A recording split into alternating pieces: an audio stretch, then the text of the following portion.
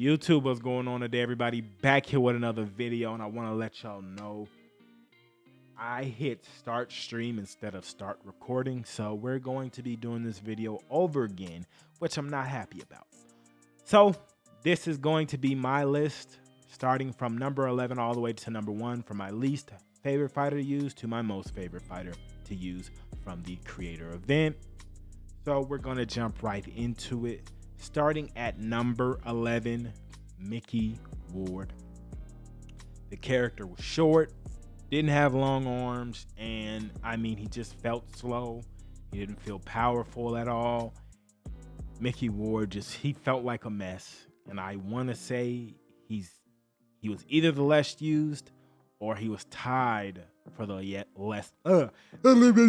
he was tied for the least used, because the other guy that may be in that running was glitched. So Mickey Ward is on par with a glitched fighter. So let that sink in. Yeah, Mickey Ward felt really bad. And also this is going off of the way that the fighters felt, because the stats weren't legit. So this isn't going to be based off of their stats or anything, just kind of how they felt in hand. Just wanted to put that out there. Starting at number 10, this is the character that was glitched. Now, you guys probably already know that the body, not the whole body, right? The middle of the body and versus an orthodox fighter, the actual liver side of your body was not glitched at all. Like, it took a million punches to get red and yellow. Meanwhile, the lead side of the orthodox fighter, that side glitched, bugged. I don't know what was wrong with it, but it was bad, right? So this next fighter didn't help that with his glitch. I don't know what was up with his body, but his body was weak. And this is probably the only reason he wasn't used a lot during the creator event. Conor Benn, I don't know what happened in transit to getting that creator built. But Conor Benn and his weak body, he felt good when you can use him. But as soon as somebody banged away about 3 body shots, man, it started to feel good to feeling bad, man. Conor Benn did not feel good, unfortunately. But when you did get to use him, I want to say he probably had the best loose footwork movement out of all other 11 guys there. So that goes to show how bad this glitch was, because this guy would probably be top 5 on my list if it wasn't for that glitch. All right, coming in at number 9 is Toro Gotti. With Gotti, he just kind of felt like an upgraded Mickey Ward to me, to be honest.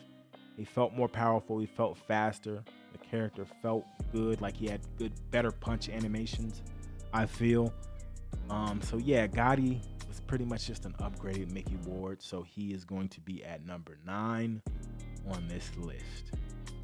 Now, number 8 may come to a surprise to a few that, you guys know I wanted to use this guy pretty much first, right? I wanted to be the first guy that wasn't like a dev or close with the game to use this guy, but they probably beat me over in the UK, which is cool, but I have to put this guy here just for the simple fact that he does not fit my playstyle currently. Currently, I'm working on it. I was working on that other weakness in my game, but this guy just doesn't fit my playstyle, which is a come forward, rip shots to the body, rip combinations to the body, head, high, low, high, whatever. I just kind of suffocate my opponent with output. So Caleb Plant is going to be coming in at number 8, right? It was Caleb Plant. He moved like Caleb Plant. Nice shell like Caleb Plant. It was a good representation of Caleb Plant, which means he didn't fit that play style that I just described. So he has to be at number 8. Now, I'm not saying that it's a bad character model. I'm not even saying Gotti's. Actually, no. So those last 3, I feel like those are bad.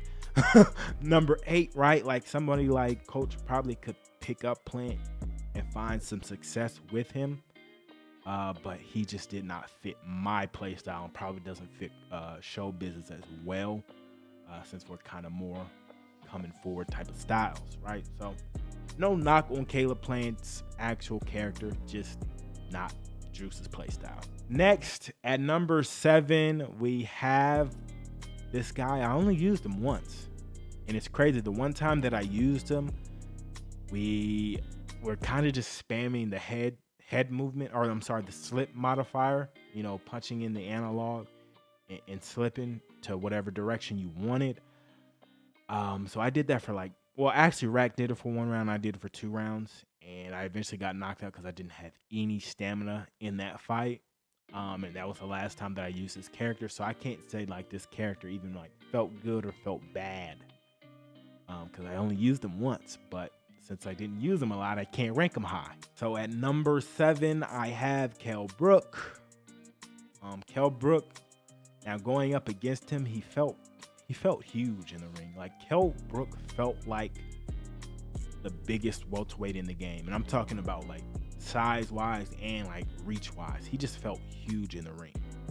So if I probably used him a bit more, he probably would be higher on this list, but I gotta have him at number 7 because I didn't. So at number 6, we have Rocky Marciano. Now he does fit my playstyle a bit better, but the reason Rocky can't crack the top 5 is because of my fight with Tenchu. I fought Tenchu, and I even tweeted this out, that Tenchu's, I want to say it was our 4th fight, and the one fight that he beat me in on day 1, the way that he beat me with Joe Louis and the loose footwork modifier, I felt a step slow. I was getting hit when I didn't want to get hit. I was trying to close the distance, getting met with a jab and a straight. It was not fun using Rocky Marciano after that point. Now, I don't know if I picked him up after that fight, actually. But that fight really is the reason Rocky cannot crack the top 5. That fight really left a bad taste in my mouth. And Rocky Marciano, I don't know, man. They're going to have to fix, because we had to use I want to fill y'all in on this. We had to use Rocky Marciano versus Joe Louis, and we had to use Tyson Fury versus Deontay Wilder, just because anything else, the height would kind of throw it off and punches wouldn't land. So we had to use those matchups, and man, like, that shit sucked, man. It sucked for Rocky, man. Somebody that like Tenchu that could use that loose footwork, man, that sucked for me. So Rocky's at number 6, man. Now, this next guy is at number 5, simply for the fact that every time I used him, I think I was going up against Kelbrooke, right? And I told you guys Kelbrooke feels huge. He just felt huge in the ring, size-wise and reach-wise. I don't know why reach-wise, but he felt even like longer than Terrence Crawford, right? Now, Bud didn't feel like Bud at all to me. Like you couldn't switch stances. You couldn't start a combo and switch stance. Actually, I'm sorry. Bud, it's crazy. He was the only one that switches stances in this build consistently, and he was the only one that couldn't actually switch stance in this build. So, like, it was going to be impossible for Bud to feel like Bud with that alone.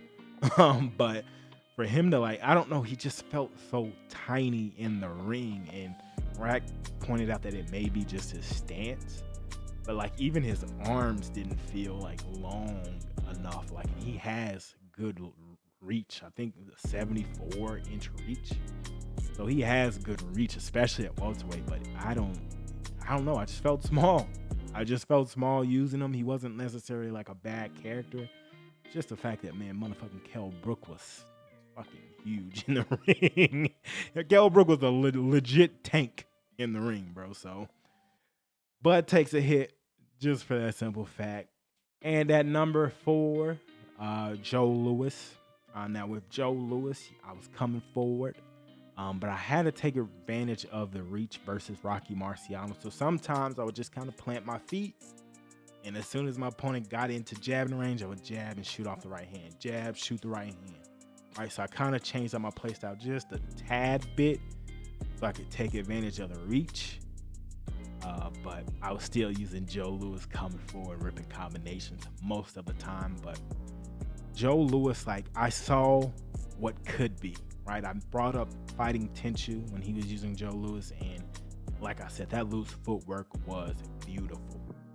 So if I can get a little slicker, work on my defense, work on moving, my footwork, all that, I feel like Joe Louis, man, I'm gonna have some fun with him. So Joe Louis is at number 4, and I did have fun with him while using him. Next at number 3 is I'm not gonna do that. It's Deontay Wilder, and Wilder felt like Wilder. The way he moved, his punch animations, it felt like Wilder, man. The only knock that I have on Deontay Wilder is in the build, and Ash does know about it.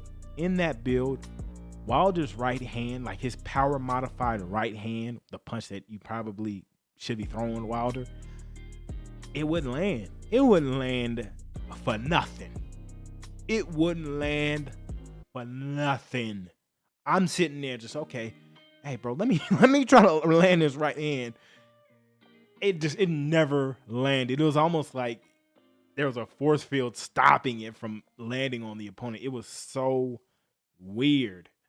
But Ash knew about it. They probably get that fixed up and have no issues. But other than that one flaw, Deontay Wilder felt really good, looked really good, moved really good, or moved like himself, I should say. So great model, great character model. Next is Carl Froch.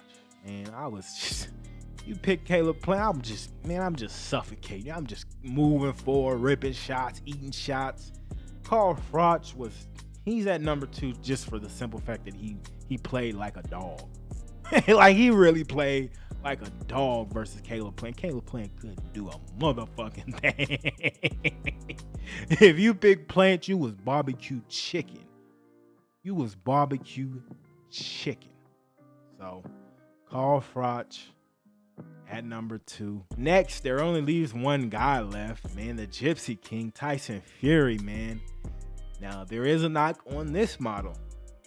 He was the only fighter that couldn't go into loose footwork, and we know, seeing this big 6'9" guy fight, he got some good loose footwork in real life. So the fact that he couldn't do it in the game sucked. Man, like I said, I kind of used him just like Joe Louis, right? Step in the jab range, we jabbing, we holding our ground. Other than that, like we're coming forward, ripping combinations, right?